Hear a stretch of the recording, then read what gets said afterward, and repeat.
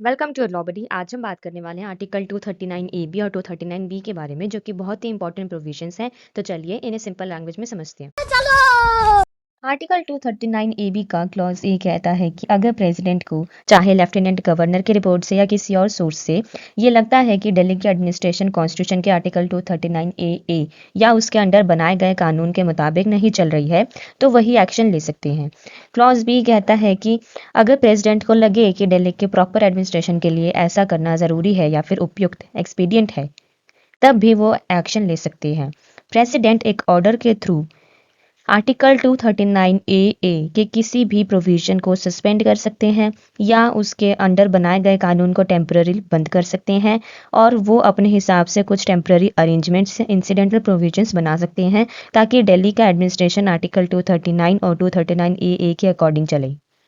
अब चलते हैं आर्टिकल 239 बी पर। ये पुडुचेरी के एडमिनिस्ट्रेटर यानी लेफ्टिनेंट गवर्नर के पावर्स के बारे में है। यह आर्टिकल कहता है कि जब पुडुचेरी की लेजिस्लेचर सेशन नहीं हो यानी रिसेस पीरियड में हो और एडमिनिस्ट्रेटर को लगे कि तुरंत एक्शन लेना जरूरी है, तो वो ऑर्डिनेंस प्रोमलगेट कर सकते हैं, मतलब टेम्पररी लॉ बना सकते हैं। लेकिन एक कंडीशन है। कंडीशन ये है कि एडमिनिस्ट्रेटर बिना प्रेसिडेंट के इंस्ट्रक्शन के कोई ऑर्डिनेंस नहीं ला सकता। आगे ये भी लिखा है कि अगर लेजिस्लेचर डिसॉल्व हो गई है या फिर सस्पेंडेड है किसी लीगल वजह से, तो उस पीरियड में एडमिनिस्ट्रेटर ऑर्डिनेंस प्रोमलगेट नहीं कर सकते।